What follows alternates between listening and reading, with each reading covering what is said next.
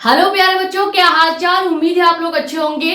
तो आज के इस वीडियो लेक्चर में हम बात करने वाले हैं क्लास 12 केमिस्ट्री का चैप्टर नंबर 3, जो कि क्या है, केमिकल काइनेटिक्स यानी कि रासायनिक बलगतिकी। और इस चैप्टर का आज हम लेने वाले हैं लेक्चर नंबर 5। इसके पहले हमने आपको चैप्टर नंबर 3 के 4 और वीडियो लेक्चर प्रोवाइड कर दिए हैं। अगर आपको केमिस्ट्री का किसी भी चैप्टर का वीडियो लेक्चर देखना है, चाहे वो चैप्टर नंबर 1 का हो, चैप्टर नंबर 2 का हो या चैप्टर नंबर 3 का ही क्यों ना हो, आपको सभी वीडियो लेक्चर प्लेलिस्ट में देखने को मिल जाएगा। प्लेलिस्ट का नाम क्या है, क्लास 12 केमिस्ट्री 2027 के नाम से नई प्लेलिस्ट हमने बना दिया है। वहां पे आपको केमिस्ट्री के सभी वीडियोस देखने को मिल जाएंगे। आज का जो हमारा टॉपिक है वो क्या है, अर्ध आयु काल क्या होता है। हम समझेंगे कि किसी भी अभिक्रिया के लिए T½ यानी कि अर्धायु काल का मान कैसे निकाला जाता है। ज्यादातर बोर्ड एग्जाम में इसको ऐसे पूछा जाता है कि प्रथम कोटि की अभिक्रिया के लिए अर्ध आयु काल का व्यंजक निकालिए। और अगर ये आपसे पूछा जाएगा तो मैक्सिमम 3 नंबर का पूछा जाएगा, और इसी के साथ साथ अगर एक न्यूमेरिकल जोड़ देगा तो यही क्वेश्चन आपका 5 नंबर का बन जाएगा। जैसे आपसे पूछ सकता है कि प्रथम कोटि की अभिक्रिया के लिए अर्ध आयु काल का व्यंजक निकालिए, और वहां पे एक छोटा सा न्यूमेरिकल भी ऐड कर देगा इसी अर्ध आयु काल से रिलेटेड। तो वहां पे पूरा जो क्वेश्चन है वो सॉल्व करने पर आपको मैक्सिमम 4 नंबर मिलने वाले हैं। ठीक है, अर्ध आयु काल का कॉन्सेप्ट जो है, इसको समझने के लिए आपको मैक्सिमम प्रथम कोटि की अभिक्रिया का जो फॉर्मूला है वो पता होना चाहिए कि किसी भी अभिक्रिया के लिए प्रथम कोटि की अभिक्रिया का जो वेग स्थिरांक k का मान आता है, अगर आपको वो पता होगा तो आज वाला जो लेक्चर है आपके लिए आसान हो जाएगा। ठीक है, क्यों? क्योंकि अर्ध आयु काल का जो फॉर्मूला है वो तभी निकलेगा जब आप प्रथम कोटि की अभिक्रिया का जो वेग स्थिरांक k का फॉर्मूला आया था वो फॉर्मूला यहाँ पे लगाएंगे। ठीक है, तो टॉपिक को स्टार्ट करते हैं। लेकिन इससे पहले अगर आप हमारे जो चैनल पे नए हैं तो चैनल को सब्सक्राइब कर दें, ताकि ऐसी इंफॉर्मेटिव और इम्पोर्टेंट वीडियोस आपके पास आती रहे। ज्यादा से ज्यादा वीडियो कर दे शेयर, ताकि और भी लोग जुड़ जाएं। बाकी अपने कमेंट्स और डाउट आप यूट्यूब पर या हमारा इंस्टाग्राम आईडी भी है मेडिको स्पेन साक्षी मिश्रा के नाम से, वहां पे भी अपने डाउट पूछ सकते हैं। ठीक है, अर्ध आयु काल का डिफिनीशन क्या होता है, बहुत आसान है। इसको एक एग्जांपल से समझते हैं। मान लो कोई अभिक्रिया क्या है, ए, जिससे कोई उत्पाद बी बन रहा है। ठीक है, तो अभिक्रिया ए जो होता है ये मान लो 0 से शुरू हो रहा है, और इसको हमें 100% यानी कि 100% कंप्लीट करने के लिए क्या करना पड़ेगा, जो समय लगेगा। कोई जो अभिक्रिया होती है, देखो कोई भी अभिक्रिया जो होगी उसको पूर्ण होने में थोड़ा बहुत समय तो लगेगा ही। तो मान लीजिए ये जो रिएक्शन है ए से बी उत्पाद का बनना, इसके लिए जो भी टाइम लगता है पूरा समय क्या मान लेंगे कि टी लगेगा। यानी कि 0 अभिक्रिया हमने स्टार्ट की है अभी, और उसको 100% कंप्लीट होने के लिए जो टाइम लग रहा है वो टाइम अभी पूरा लग रहा है। लेकिन हम अगर कहते हैं कि इस अभिक्रिया को हमें क्या करना है, आधा कंप्लीट करना है, तो आधी अभिक्रिया को कंप्लीट करने के लिए जो समय लगेगा वो भी क्या हो जाएगा, आधा हो जाएगा, यानी T½ हो जाएगा। या इसी को आप लिख सकते हैं क्या, T50 भी लिख सकते हैं। T50 का मतलब क्या है, T½ जैसे आप कभी कभी आपको अगर जैसे कि 1 का आधा करना हो तो आप क्या करोगे, 1/2 लिखोगे, यानी कि इसका आधा हो गया है। तो एक ही लिखने का तरीका अलग है, यानी 1 का आपने आधा करना है। जिस चीज का आप आधा करते हैं उसके बटे में 1/2 लिखते हैं। या आप इसी को T50 भी लिख सकते हैं। जैसे 1 का आधा करना होगा तो आप इसे 1/50 भी लिख सकते हैं, यानी 1 का हाफ मान। क्लियर? तो यही चीज होता है अभिक्रिया का अर्ध आयु काल। डिफिनीशन अगर देखना चाहें तो यहीं से देख सकते हैं कि वह समय जितने समय में किसी भी अभिक्रिया को आधी पूर्ण करने के लिए, किसी भी रिएक्शन को आधा पूर्ण करने के लिए जो समय लगता है, यानी कि T½ जो समय लग रहा है वो समय ही क्या कहलाता है, अर्ध आयु काल कहलाता है। क्लियर? ये चीजें लिखनी नहीं है, केवल आपके जानकारी के लिए हमने बताया। अब डिफिनीशन पर फोकस करते हैं कि आखिर डिफिनीशन क्या है। डिफिनीशन 2 है। यहाँ पे एक डिफिनीशन हमने ऑलरेडी लिख रखा है जो कि अभी हमने आपको एग्जांपल से समझा दिया। एक डिफिनीशन और होता है जो कि आपको आना चाहिए, क्योंकि उसी डिफिनीशन से हम आगे इसके लिए अर्धायु काल का जो फॉर्मूला है वो निकालेंगे। ठीक है, सबसे पहले ये बेसिक जो डिफिनीशन है जो अभी हमने आपको बताया वो क्या है कि वह समय जितने समय में, यानी कंप्लीट समय क्या होगा, जैसे अगर आपको बताया जाए आप कहीं जा रहे हैं 1 घंटे के लिए, ठीक है, तो आपको पूरा समय कितना दिया गया है कि 1 घंटे में किसी जगह पहुंचना है। लेकिन अगर हम कहें कि आपको जहां पहुंचना था उस जगह के आधी दूरी पर जो समय है वो कितना है, तो वो 1 घंटे का आधा समय यानी कि आधा घंटा होगा। जैसे अगर कहा जाए कि यहाँ पे कोई इंसान है और हमने कहा कि आपको 1 किलोमीटर जाना है और 1 किलोमीटर कितने देर में जाना है, आपको समय हमने दे दिया कि आपको 1 किलोमीटर 1 घंटे के अंदर जाना है। ठीक है, तो 1 घंटे में हमने ये तो कहा कंप्लीट समय, यानी हमने आपको पूरा समय दिया और पूरी दूरी दी। लेकिन अगर हम कह दें कि आपको यही दूरी जो है यानी कि आधा किलोमीटर जाना है, यानी 1/2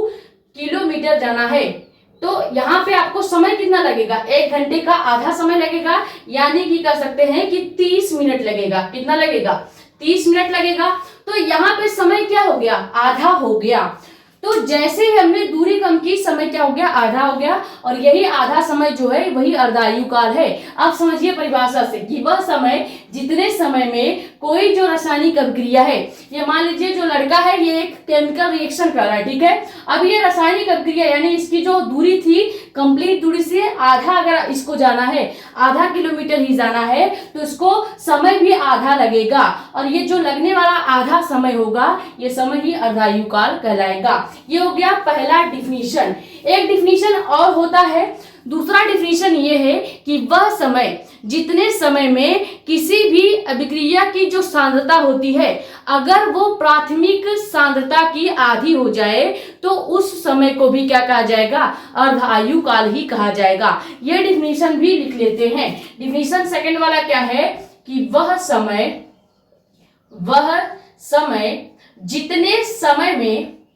जितने समय में जो अभिकारक या कह सकते हैं अभिकारक की जो सांद्रता है, जितने समय में अभिकारक की जो सांद्रता है, अभिकारक की सांद्रता देखो मैक्सिमम जो होता है हर जगह हम केवल ए ही लेते हैं। ए का मतलब है कि हम मान सकते हैं कि ये अभिकारक की एकदम बेसिक सांद्रता है, ठीक है, बेसिक सांद्रता है, यानी प्रारंभिक सांद्रता भी कह सकते हैं। ठीक है, तो वह समय जितने समय में अभिक्रिया की जो सांद्रता है, या सॉरी कह सकते हैं कि अभिकारक की जो सांद्रता है वो प्रारंभिक सांद्रता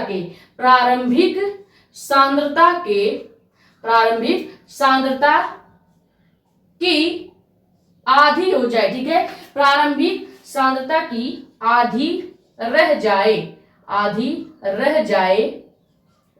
रह जाए तो उस समय को भी अर्ध आयु काल कहते हैं। ठीक है, अर्ध आयु काल कहते हैं, ठीक है, अर्ध आयु काल कहते हैं। अब इसको डीपली अगर समझे इस डिफिनीशन को, तो डिफिनीशन ये कह रहा है कि अगर हम कोई रिएक्शन कर रहे हैं, मान लो रिएक्शन फिर से वही ए जिससे बन रहा है बी, तो यहाँ पे ए क्या है, ए आपका अभिकारक हमेशा होगा। हमने आपको पहले लेक्चर में बता रहे हैं, पहले लेक्चर से लेके चौथे लेक्चर तक हमने आपको ये बात बताया है कि एरो के इधर का जितना पार्ट होता है वो होता है अभिकारक, एरो के जस्ट सामने जितना पार्ट होगा वो होगा आपका उत्पाद। ठीक है, तो अभिकारक हमेशा अगर केवल ए है तो इसका मतलब ये क्या है, प्रारंभिक सांद्रता है, किसी भी रिएक्शन की क्या है, प्रारंभिक सांद्रता है।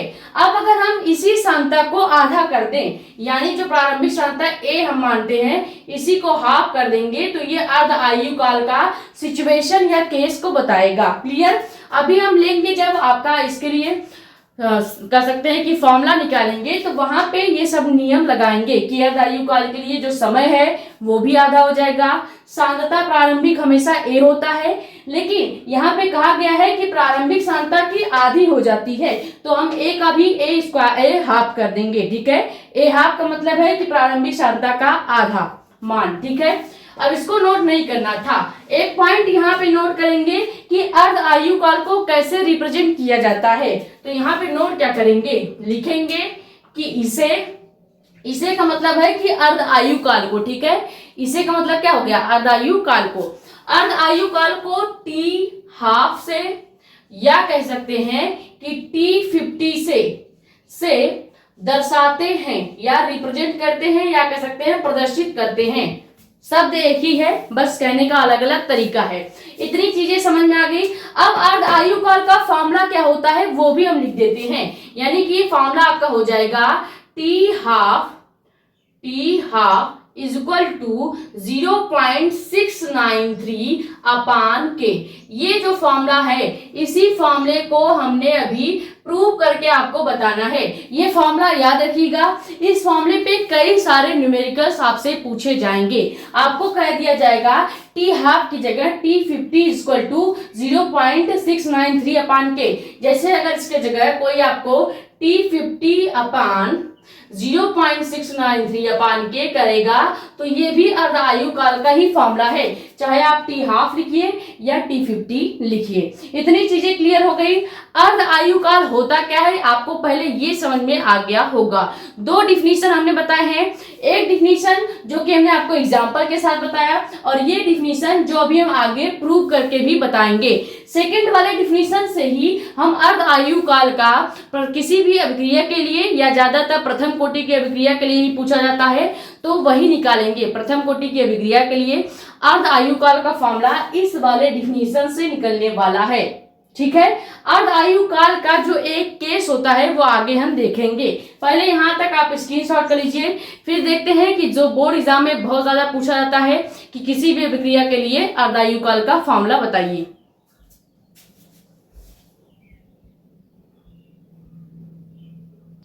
तो अब आप अगली हेडिंग क्या डालेंगे कि अर्ध आयु काल का व्यंजक, या इसको कभी कभी ऐसे भी पूछा जाएगा कि प्रथम कोटि की अभिक्रिया के लिए अर्ध आयु काल का व्यंजक ज्ञात कीजिए या सूत्र का निगमन कीजिए। अगर केवल सूत्र का निगमन ही आपसे पूछेगा तो ये क्वेश्चन 3 नंबर का आएगा, और अगर इस पूरे डेरिवेशन के साथ कोई छोटा सा न्यूमेरिकल भी ऐड कर दे रहा है तो पूरा क्वेश्चन आपका 5 नंबर का बन जाएगा। तो कैसे अर्ध आयु काल का व्यंजक ज्ञात किया जाएगा? हमने आपको बोला है कि प्रथम कोटि की अभिक्रिया का फॉर्मूला जिस बच्चे को आएगा वो बहुत ही आसानी से अर्ध आयु काल का जो फॉर्मूला है वो निकाल लेगा। तो यहाँ पे हम पहले क्या करेंगे, प्रथम कोटि की अभिक्रिया से लिखेंगे कि प्रथम कोटि की अभिक्रिया से इसका मतलब क्या हो गया कि यहाँ पे हम प्रथम कोटि के अभिक्रिया का जो फॉर्मूला निकाले थे, यानी के का जो फॉर्मूला आया था उस फॉर्मूले से ही अर्ध आयु काल का फॉर्मूला निकालेंगे। तो प्रथम कोटि की अभिक्रिया का फॉर्मूला क्या आया था? फॉर्मूला आया था K equal to 2.303 upon t log base 10 a upon a minus x. इतनी चीजें क्लियर हुई। अब ये मत बोल दीजिएगा कि ये आपने कहां से लाया, ये प्रथम कोटि की अभिक्रिया का फॉर्मूला है जो कि इसके पहले वाले लेक्चर में हमने जस्ट बताया हुआ है, लेक्चर नंबर 4 में, ठीक है। अगर आपको वो डीप में जाना है, कह सकते हैं कि डिटेल में समझना है, तो आप जाके लेक्चर नंबर 4 देख लीजिएगा, ठीक है। अब हम क्या करेंगे, ये जो फॉर्मूला है ये तो गया प्रथम कोटि की अभिक्रिया के लिए, लेकिन हमें तो निकालना है अर्ध आयु काल के लिए। तो यहाँ पे हम क्या लिखेंगे, यहाँ पे लिखेंगे कि यहाँ पे क्या लिखेंगे हम कि अर्ध आयु काल के लिए हमें इसी के लिए फॉर्मूला निकालना है। तो अर्ध आयु काल के लिए हम मानते हैं कि जो प्रारंभिक सांद्रता थी वो क्या थी, पहले तो A थी, लेकिन T समय बाद जो सांद्रता है, T समय बाद यानी कि A माइनस एक्स जो है ये कितना हो जाता है, A हाफ हो जाता है। यही तो हमने डिफिनीशन में बोला था कि जो भी अभिकारक की सांद्रता होगी वो प्रारंभिक सांद्रता की आधी हो जाएगी, और प्रारंभिक सांद्रता कितनी है, A है। तो प्रारंभिक सांद्रता का आधा जो हो जाएगा वो T समय बाद की सांद्रता कहलाएगी।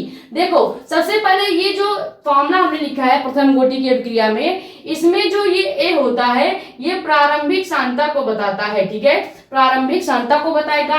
A माइनस एक्स जो है ये T समय बाद टी समय बाद की सांद्रता को रिप्रेजेंट करता है। ठीक है, टी समय बाद की सांद्रता को बताएगा। तो वही चीज तो हम बोल रहे हैं कि पहले अर्धायु काल की अभिक्रिया के लिए जो प्रारंभिक सांद्रता थी वो ए ही रहेगी, और डिफिनीशन के अकॉर्डिंग कहा गया है कि प्रारंभिक सांद्रता अर्धायु काल में आधी हो जाती है। तो प्रारंभिक सांद्रता ए थी, तो यहाँ पे हम क्या कर देंगे, ए हाफ कर देंगे। लेकिन अब यहाँ पे टी समय बाद के लिए ये मान हम लिखेंगे, क्योंकि ये देखो यहाँ पे a माइनस एक्स का मतलब है टी समय बाद के लिए सांद्रता।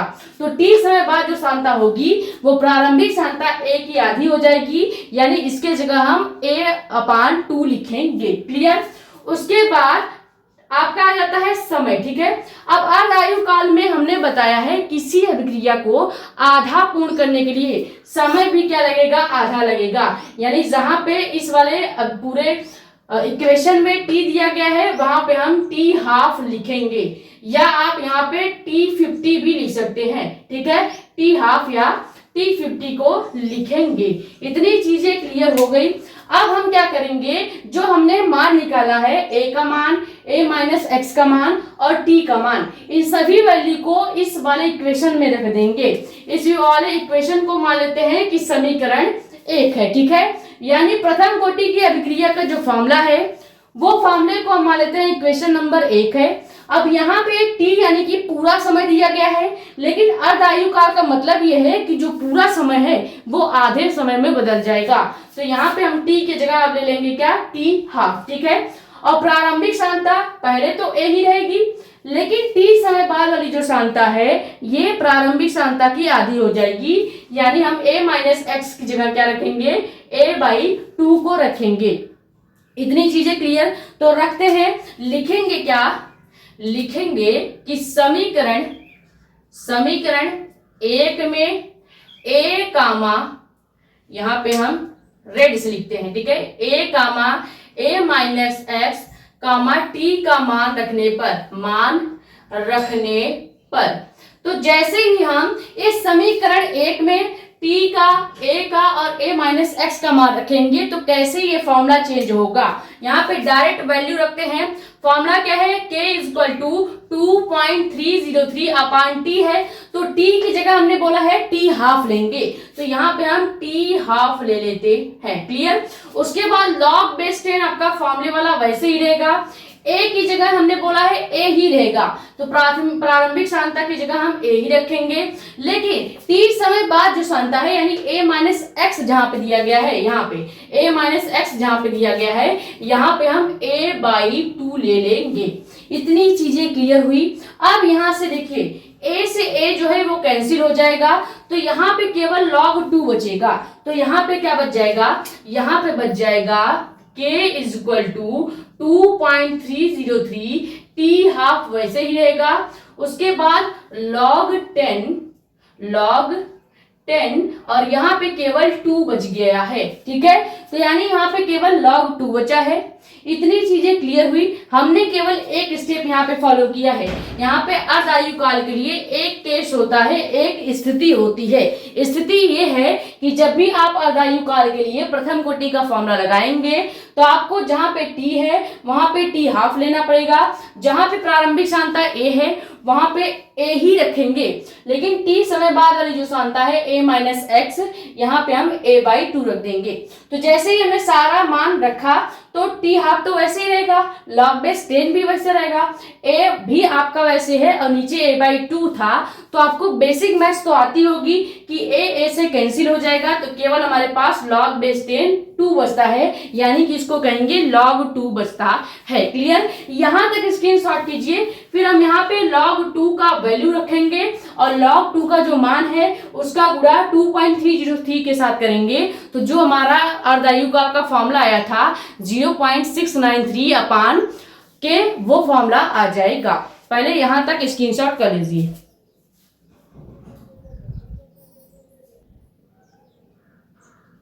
तो हमारा फॉर्मूला क्या था, k equal to 2.303 t half log base 10 log 2 आया था। तो अगर हम इसको आगे लेके चलें तो इसी को पहले लिखते हैं ऊपर, k इक्वल टू 2.303, उसके बाद टी हाफ log 10 2 बचा है, यानी कि कहेंगे कि केवल log 2 बचा है। तो यहां से लघुगणक का एक फॉर्मूला होता है, किसका? लघुगणक, जिसे हम लॉगअर्थिम भी बोलते हैं, ठीक है। लघुगणक का एक सूत्र होता है, वो सूत्र आप याद रखेंगे कि कहीं भी आपको log 2 दिख रहा है तो इस log 2 का एक मान होता है, एक वैल्यू होता है। वो वैल्यू क्या होता है?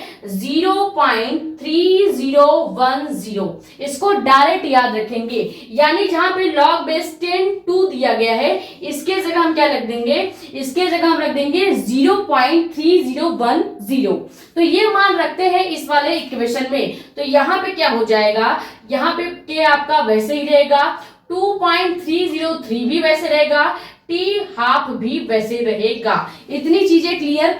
अब यहाँ पे देखो log बेस 10 2 की जगह हम क्या रखेंगे? यहाँ पे गुणा कर देंगे 0.3010 से, ठीक है। जैसे ही आप 2.303 का गुणा 0.3010 से करते हैं तो यहाँ पे आपका मेन फॉर्मूला आ जाता है। मेन फॉर्मूला क्या आ जाएगा?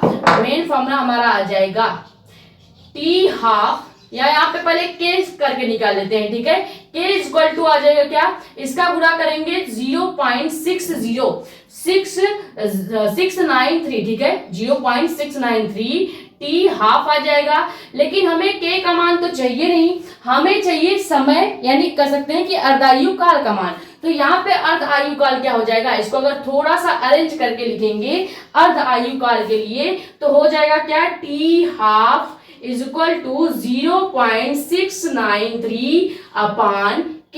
इतनी चीजें क्लियर हुई। ये जो फॉर्मूला है, ये फॉर्मूला ही आपका क्या है? अर्ध आयु काल का, कह सकते हैं क्या कि अर्ध आयु काल का फॉर्मूला आ जाएगा। इतनी चीजें क्लियर हुई। अब यहाँ पे एक बार आपको फिर से समझा देते हैं। देखो यहाँ तक पहले क्लियर हुआ था कि नहीं? हमने यहाँ पे log 2 कैसे किया था? log 2 जो आया है, ये हमने जब a से a को कैंसिल किया था तो केवल 2 बचा था, तो log 2 का मान होता है 0.301। तो जैसे ही हम इस पूरे मान की जगह 0.301 करेंगे तो इन दोनों का गुणा करने पर 0.693 आएगा। अब चाहो तो कैलकुलेटर से या खुद भी गुणा करके देख सकते हैं। तो यहाँ पे ये तो k का वैल्यू आया है, लेकिन हमें वेग स्थिरांक k का मान नहीं चाहिए था, हमें चाहिए था अर्ध आयु काल का मान। तो यहाँ से अगर हम इसी को थोड़ा सा अरेंज करेंगे, यानी जो k है इसको हम यहाँ पे ले आएंगे और इस t½ को यहाँ पे ले आ देंगे, तो ये आपका हो जाएगा अर्ध आयु काल का फॉर्मूला। अब आप चाहो तो यहाँ पे लिख सकते हो कि t½ क्या है? t½ डायरेक्ट हमने लिख दिया है, अर्ध आयु काल है। k आपका क्या है? तो इसको लिख लीजिएगा, वेग स्थिरांक होता है। क्या होता है? वेग स्थिरांक होता है। क्लियर? तो ये हो गया कंप्लीट अर्धायु काल होता क्या है। फिर हमने देखा कि अर्ध आयु काल का अगर आपसे बोला जाए कि प्रथम कोटि की अभिक्रिया के लिए अर्धायु काल का फॉर्मूला क्या है, तो आप बताएंगे t½ इक्वल टू 0.693/k। या अगर आपसे केवल पूछ लिया जाए अर्धायु काल का व्यंजक क्या होता है, तो भी आप यही फॉर्मूला यूज करेंगे। ये फॉर्मूला आप एक बार खुद, जैसे ही हम लेक्चर खत्म करेंगे, आप एक बार खुद अपने आप से रफ में डेरिवेशन पूरा कंप्लीट इसका करेंगे। उससे क्या होगा, जो भी डाउट आपके बच जाते हैं वो क्लियर हो जाएगा। अगर आपको कहीं भी समझने में दिक्कत हुई है तो एक बार खुद से प्रैक्टिस कीजिए, क्योंकि कैलकुलेशन का जो पार्ट है वो ज्यादातर प्रैक्टिस से आएगा। हम पढ़ा के चले जाएंगे लेकिन आपको नहीं आएगा। क्यों? क्योंकि जब तक आप खुद से प्रैक्टिस नहीं करोगे किसी भी न्यूमेरिकल का, किसी भी डेरिवेशन का या किसी भी फॉर्मूले का, तब तक आपको नहीं आने वाला है। क्लियर? तो ये लेक्चर नंबर 5 जो था वो हमने कंप्लीट करा दिया है, डिटेल में बता दिया अर्धायु काल क्या है और इसका जो फॉर्मूला आता है वो भी हमने यहाँ पे प्रूव करके बता दिया है। ठीक है, तो आई होप ये वीडियो लेक्चर आपके लिए हेल्पफुल रहा होगा। अगर वीडियो पसंद आई हो तो वीडियो को लाइक कर दें, नए हैं तो चैनल को सब्सक्राइब कर दें ताकि ऐसी इंफॉर्मेटिव और इंपॉर्टेंट वीडियोस आपके पास आती रहे। ज्यादा से ज्यादा वीडियो करें शेयर ताकि और भी लोग जुड़ जाएं। बाकी अपने कमेंट्स से डाउट आप यहाँ पे या हमारा इंस्टाग्राम आईडी भी है मेडिको स्पेन साक्षी मिश्रा के नाम से, वहां पे भी अपने डाउट पूछ सकते हैं। ठीक है, कल के वीडियो लेक्चर में हम आपको पढ़ाने वाले हैं कि अर्हेनियस का समीकरण क्या होता है, यानी अर्हेनियस का सूत्र कैसे निकाला जाता है। वो भी एक इंपॉर्टेंट टॉपिक है, बोर्ड एग्जाम में बहुत ज्यादा पूछा जाता है। ठीक है, ये स्क्रीनशॉट कर लीजिए। मिलते हैं नेक्स्ट वीडियो में। Thank you so much. है